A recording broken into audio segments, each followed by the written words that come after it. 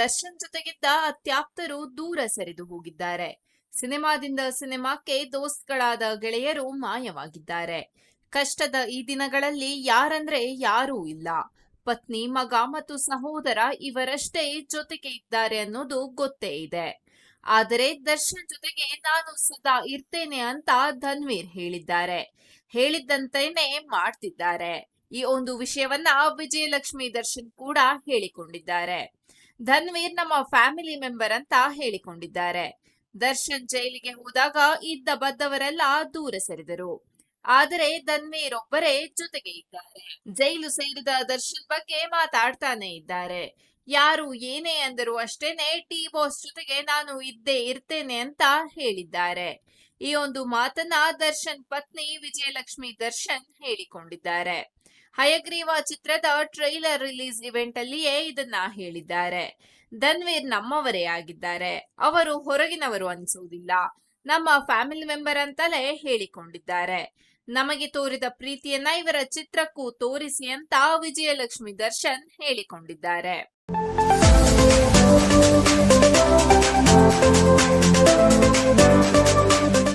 ಕಾಂತಾರ ಚಿತ್ರದ ಮೂಲಕ ದೇಶದಾದ್ಯಂತ ಜನಪ್ರಿಯತೆ ಗಳಿಸಿದ ಬಳಿಕ ರಿಷಬ್ ಶೆಟ್ಟಿ ಮತ್ತೊಂದು ಬಿಗ್ ಸಿನಿಮಾದ ಮೂಲಕ ಪ್ಯಾನ್ ಇಂಡಿಯಾ ಮಟ್ಟದಲ್ಲಿ ಮತ್ತೆ ಸದ್ದು ಮಾಡಲು ಹೊರಟಿದ್ದಾರೆ. ಜೈ ಹನುಮಾನ್ ಚಿತ್ರದಲ್ಲಿ ರಿಷಬ್ ಶೆಟ್ಟಿ ಕಾಣಿಸಿಕೊಳ್ಳಲಿದ್ದಾರೆ ಎಂದು ಸುಮಾರು ತಿಂಗಳುಗಳ ಹಿಂದೆಯೇ ರಿಷಬ್ ತಿಳಿಸಿದ್ದರು. ಆದ್ರೆ ಆ ಬಳಿಕ ಯಾವುದೇ ಹೆಚ್ಚಿನ ಅಪ್ಡೇಟ್ಗಳು ಬಂದಿರಲಿಲ್ಲ. ಆ ಬಳಿಕ ಚಿತ್ರದ ಬಗ್ಗೆ ಕೆಲವೊಂದು ಮಾಹಿತಿಗಳು ಹೊರಬಿದ್ದಿತ್ತು. ಜೈ ಹನುಮಾನ್ ಚಿತ್ರದ ಮುಹೂರ್ತ ಫಿಕ್ಸ್ ಆಗಿತ್ತು. ಇದೀಗ ಆ ಸಮಯ ಬಂದೇ ಬಿಟ್ಟಿದೆ. ಇಂದು ಕರ್ನಾಟಕದ ಹಂಪಿಯಲ್ಲಿರೋ ಅಂಜನಾದ್ರಿ ಬೆಟ್ಟದಲ್ಲಿಯೇ ಜೈ ಹನುಮಾನ್ ಚಿತ್ರದ ಮುಹೂರ್ತ ನಡೆದಿದೆ. ಹೀಗಾಗಿ ಅಂಜನಾದ್ರಿಗೆ ಆಗಮಿಸಿದ ರಿಷಬ್ ಶೆಟ್ಟಿ ಪತ್ನಿಯೊಂದಿಗೆ 575 ಮೆಟ್ಟಿಲು ಹತ್ತಿದ್ದಾರೆ. ಹಾಗೆಯೇ ಅಂಜನಾದ್ರಿ ಬೆಟ್ಟದಲ್ಲಿ ಜೈ ಹನುಮಾನ್ ಚಿತ್ರಕ್ಕೆ ಫಸ್ಟ್ ಕ್ಲಾಪ್ ಮಾಡುವ ಮೂಲಕ ಜೈ ಹನುಮಾನ್ ಚಿತ್ರಕ್ಕೆ ಆರಂಭ ನೀಡಿದ್ದಾರೆ. ಜೈ ಹನುಮಾನ್ ಚಿತ್ರದಲ್ಲಿ ರಿಷಬ್ ಶೆಟ್ರು ಆಂಜನೇಯನ ರೋಲ್ ಮಾಡ್ತಿದ್ದಾರೆ. ಕಾಂತಾರ ಚಾಪ್ಟರ್ 1 ಚಿತ್ರದ ಸಮಯದಲ್ಲಿಯೇ ಡೈರೆಕ್ಟರ್ ಪ್ರಶಾಂತ್ ವರ್ಮಾ ಈ ಚಿತ್ರದ ಕಥೆಯನ್ನೇ ರಿಷಬ್ ಶೆಟ್ಟಿಗೆ ಹೇಳಿದ್ದರು. ಕಥೆಯನ್ನ ಕೇಳಿಯೇ ರಿಷಬ್ ಶೆಟ್ರಿಗೆ ಈ ಚಿತ್ರ ಬೇಡ ಅಂತ ಹೇಳೋಕೆ ಆಗಲೇ ಇಲ್ಲ. ಆಂಜನೇಯ ನಮ್ಮವ, ಕರ್ನಾಟಕದವ ಅಂತಲೇ ಚಿತ್ರ ಒಪ್ಪಿಕೊಂಡಿದ್ದಾರೆ. ಈ ಮಾತನ್ನ ಕಾಂತಾರ ಚಾಪ್ಟರ್ 1 ಚಿತ್ರದ ಪ್ರಚಾರದ ಸಮಯದಲ್ಲೂ ಹೇಳಿಕೊಂಡಿದ್ದಾರೆ.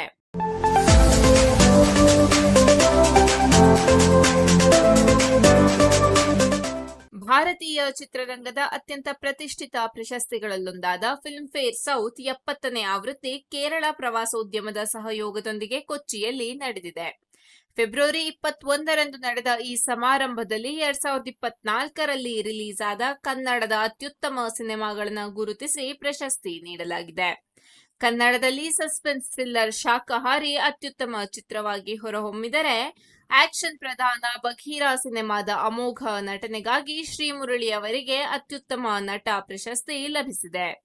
ಕಲಾತ್ಮಕ ಸಿನಿಮಾಗಳಲ್ಲಿನ ಅತ್ಯುತ್ತಮ ನಟನೆಗಾಗಿ ಅಕ್ಷತಾ ಪಾಂಡವಪುರ ಅವರು ಅತ್ಯುತ್ತಮ ನಟಿ ಪ್ರಶಸ್ತಿಯನ್ನ ತಮ್ಮದಾಗಿಸಿಕೊಂಡಿದ್ದಾರೆ. ಈ ಬಾರಿ ಬ್ಲಿಂಕ್ ಮತ್ತು ಇಬ್ಬನಿ ತಬ್ಬಿದ ಇಳೆಯಲಿಯಂತಹ ವಿಭಿನ್ನ ಪ್ರಯೋಗದ ಸಿನಿಮಾಗಳಿಗೆ ವಿಮರ್ಶಕರ ವಿಭಾಗದಲ್ಲಿ ಮನ್ನಣೆ ಸಿಕ್ಕಿದ್ದು ವಿಶೇಷವಾಗಿತ್ತು.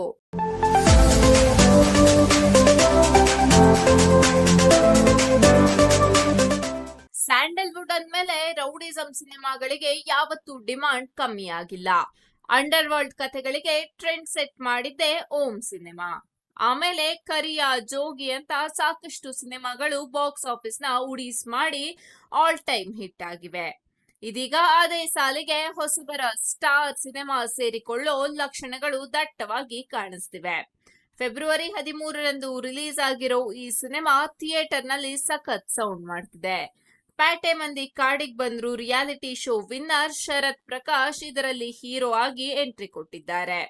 6 ಅಡಿ ಹೈಟ್ ಇರೋ ಶರತ್ ನೋಡಿದ್ರೆ ಕನ್ನಡ ಇಂಡಸ್ಟ್ರಿಗೆ ಮತ್ತೊಬ್ಬ ರಗಡ್ ಲಾಂಗ್ ಹಿಡಿಯೋ ಹೀರೋ ಸಿಕ್ಕಂಗೆ ಕಾಣ್ತಿದೆ. ಇನ್ನು ಇದೇ ಸಿನಿಮಾದಲ್ಲಿ ಪತ್ರಕರ್ತ ವಾಸುದೇವ್ ಕೂಡ ನಟಿಸಿದ್ದಾರೆ. ಸಾಮಾನ್ಯವಾಗಿ ರೌಡಿಸಂ ಮಾಡಿ ಕೊನೆಗೆ ಸ್ಮಶಾನ ಸೇರೋ ರೌಡಿಗಳ ಕಥೆನ ನಾವು ಸಿನಿಮಾಗಳಲ್ಲಿ ನೋಡ್ತಾ ಇರ್ತೀವಿ. ಆದ್ರೆ ಈ ಸ್ಟಾರ್ ಸಿನಿಮಾದ ಕಥೆನೇ ಉಲ್ಟಾ. ಇಲ್ಲಿ ಹೀರೋ ಸ್ಮಶಾನದಿಂದಲೇ ರೌಡಿಸಂಗೆ ಎಂಟ್ರಿ ಕೊಡ್ತಾನೆ. ಈ ಡಿಫರೆಂಟ್ ಕಥೆಯನ್ನ ನಿರ್ದೇಶಕ ವಿಜಯ್ ಸೂರ್ಯ ಅವರು ಎಳೆ ಎಳೆಯಾಗಿ ಬಿಚ್ಚಿಟ್ಟಿದ್ದಾರೆ. ಬರೀ ಡೈರೆಕ್ಷನ್ ಮಾತ್ರ ಅಲ್ಲ, ಚಿತ್ರದ ಕಥೆ, ಚಿತ್ರಕಥೆ, ಡೈಲಾಗ್ಸ್ ಮತ್ತೆ ಸಾಹಿತ್ಯ ಎಲ್ಲದಕ್ಕೂ ವಿಜಯ್ ಸೂರ್ಯ ಅವರೇ ಪೆನ್ನು ಪೇಪರು ಹಿಡಿದಿದ್ದಾರೆ. ಸಿನಿಮಾ ರಿಲೀಸ್ ಆಗಿ 1 ವಾರ ಕಳೆದರೂ ಜನ ಈ ಹೊಸಬರ ಕಥೆ ನೋಡೋಕೆ ಥಿಯೇಟರ್ ಕಡೆ ಬರ್ತಾನೆ ಇದ್ದಾರೆ.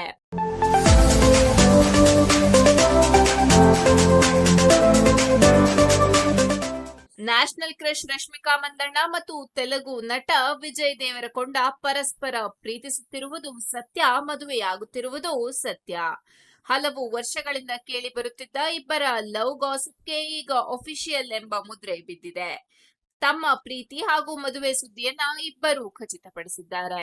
ಇನ್ಸ್ಟಾಗ್ರಾಂನಲ್ಲಿ ರಶ್ಮಿಕಾ ಮಂದಣ್ಣ ಹಾಗೂ ವಿಜಯ್ ದೇವರಕೊಂಡ ಹಂಚಿಕೊಂಡ ಭಾವನಾತ್ಮಕ ಪೋಸ್ಟ್ ನಲ್ಲಿ, ನಮ್ಮ ಪ್ರೀತಿ ಪಾತ್ರರೇ, ನೀವು ನಮಗೆ ವೀರೋಶ್ ಎಂದು ಹೆಸರಿಟ್ಟಿದ್ದೀರಿ. ಅದೇ ಹೆಸರಿನಲ್ಲಿ ನಮ್ಮ ಜೀವನದ ಹೊಸ ಅಧ್ಯಾಯವನ್ನ ಆರಂಭಿಸುತ್ತಿದ್ದೇವೆ ಎಂದು ತಿಳಿಸಿದ್ದಾರೆ. ವೀರೋಶ್, ವಿ ಎಂದರೆ ವಿಜಯ್, ರೋಶ್ ಎಂದರೆ ರಶ್ಮಿಕಾ. ಇದು ಈ ಜೋಡಿಗೆ ಅಭಿಮಾನಿಗಳೇ ಇಟ್ಟ ಹೆಸರು. ಈಗ ಇದೇ ಹೆಸರು ಜೋಡಿಯ ಮದುವೆಯ ಅಧಿಕೃತ ಹೆಸರಾಗಿದೆ. 2017ರಲ್ಲಿ ಕನ್ನಡ ನಟ ನಿರ್ದೇಶಕ ರಕ್ಷಿತ್ ಶೆಟ್ಟಿ ರಶ್ಮಿಕಾ ಮಂದಣ್ಣ ಅವರ ಬ್ರೇಕಪ್ ಆಯಿತು. ನಿಶ್ಚಿತಾರ್ಥ ಮುರಿದು ಬಿತ್ತು. ಅದೇ ವರ್ಷದಲ್ಲಿ ವಿಜಯ್ ದೇವರಕೊಂಡ ಜೊತೆ ಗೀತ ಗೋವಿಂದಂ ಚಿತ್ರದಲ್ಲಿ ಮೊದಲ ಬಾರಿಗೆ ರಶ್ಮಿಕಾ ಮಂದಣ್ಣ ಕೆಲಸ ಮಾಡಿದ್ರು. ಅದೇ ಸಿನಿಮಾದ ಶೂಟಿಂಗ್ ಸಮಯದಲ್ಲೇ ಇಬ್ಬರ ನಡುವೆ ಗಾಢ ಸ್ನೇಹ ಬೆಳೆಯಿತು. ಸ್ನೇಹ ಪ್ರೀತಿಗೆ ತಿರುಗಲು ಹೆಚ್ಚು ಸಮಯ ಹಿಡಿಯಲಿಲ್ಲ. ಇದೇ ಚಿತ್ರದಲ್ಲಿನ ಇಬ್ಬರ ಲಿಪ್ ಲಾಕ್ ಸೀನ್ ಭಾರಿ ಚರ್ಚೆಗೆ, ಊಹಾಪೋಹಗಳಿಗೆ ಕಾರಣವಾಗಿತ್ತು.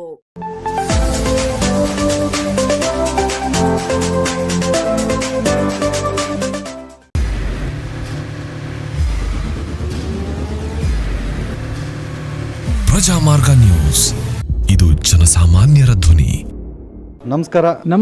ನೀವು ನೋಡ್ತಾ ಇದ್ದೀರಾ ಪ್ರಜಾಮಾರ್ಗ ನ್ಯೂಸ್. ರಾಷ್ಟ್ರದ, ರಾಜ್ಯದ, ರಾಜಕೀಯದ ಬಗ್ಗೆ ಹೆಚ್ಚಿನ ಸಿನಿಮಾ ಅಪ್ಡೇಟ್ಗಳಿಗಾಗಿ ಫಸ್ಟ್ ಲೈಕ್ ಮಾಡಿ, ಸಬ್ಸ್ಕ್ರೈಬ್ ಆಗಿ, ಹಾಗೆ ಫಾಲೋ ಕೂಡ ಮಾಡಬೇಕು.